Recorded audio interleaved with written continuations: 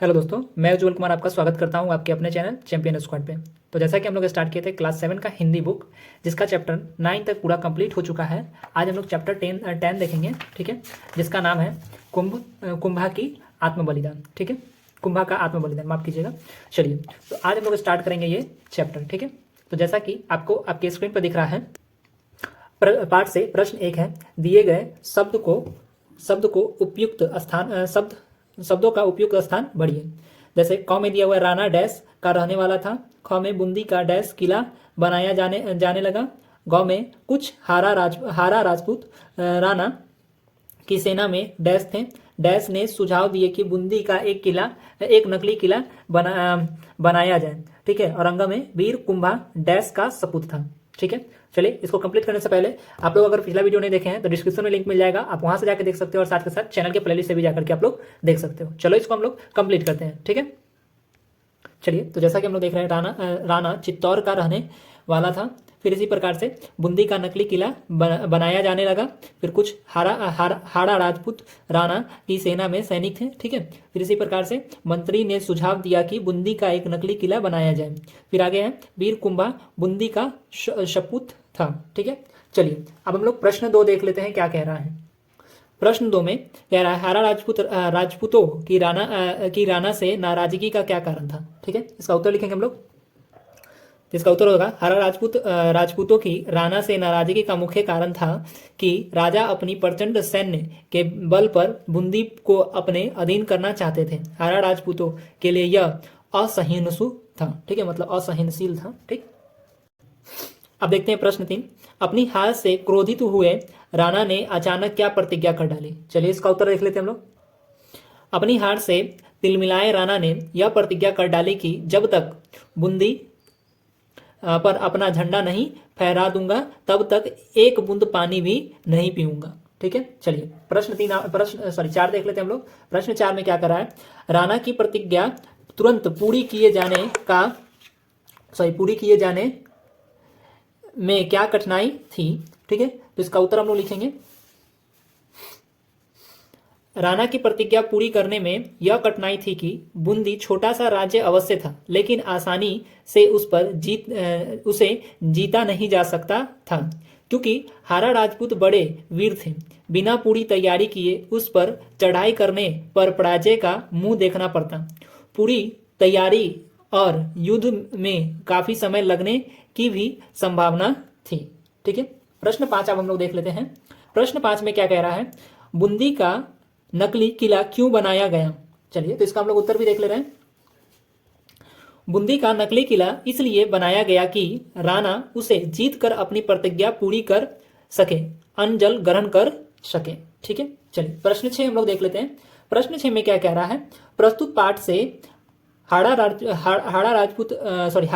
कुंभा ने किन किन गुणों का पता चलता है, मतलब किन किन गुणों का पता चलता है इनके बारे में। ठीक है, चलिए इसका हम लोग उत्तर लिखेंगे। प्रस्तुत पाठ में हाड़ा कुंभा के चरित्र का वर्णन किया गया है।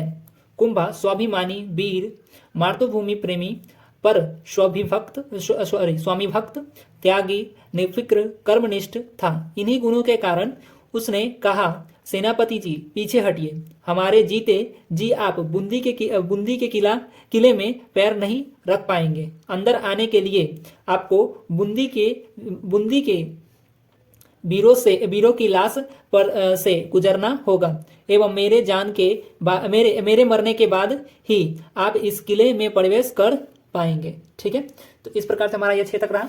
अब हम लोग देखते हैं पाठ से आगे का। ठीक है, पाठ से आगे प्रश्न 1 क्या कह रहा है, कुंभा की हार राणा की जीत से संदार्थी कैसे।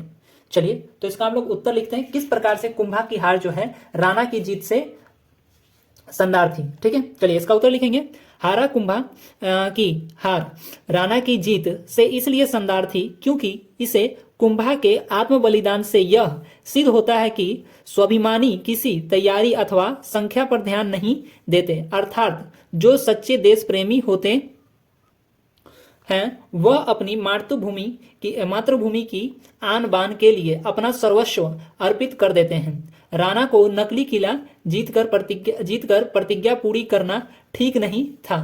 अपनी प्रतिज्ञा पर दृढ़ रहने वाले ही महान होते हैं। इस दृष्टि से कुंभा हार कर जीता हुआ था, जबकि राणा जीत कर भी हारे हुए थे, क्योंकि क्योंकि यहाँ पे माफ कीजिएगा, उन्होंने अपनी प्रतिज्ञा अलग ढंग से पूरी करने का प्रयास किया था। ठीक है, चलिए अब हम लोग प्रश्न 2 देख लेते हैं। प्रश्न 2 में क्या कह रहा है, आप अपनी मातृभूमि की रक्षा के लिए क्या क्या कर सकते हैं। चलिए तो हम लोग इसका उत्तर लिखते हैं। क्या हो सकता है हम लोग का उत्तर, हम अपनी मातृभूमि की रक्षा के लिए कुंभा की भांति अपने प्राण मातृभूमि की बलिवेदी पर न्यौछावर कर देंगे, अपने सर्वस्व का त्याग कर देंगे, प्राण की बाजी लगाकर मातृभूमि की रक्षा करेंगे। ठीक है, चलिए अब आगे हम प्रश्न 3 में क्या कह रहा है उसको देख लेते हैं। हारा कुंभा की किस बात ने आपको सबसे ज्यादा प्रभावित किया है और क्यों। चलिए तो इसका हम लोग उत्तर लिखते हैं।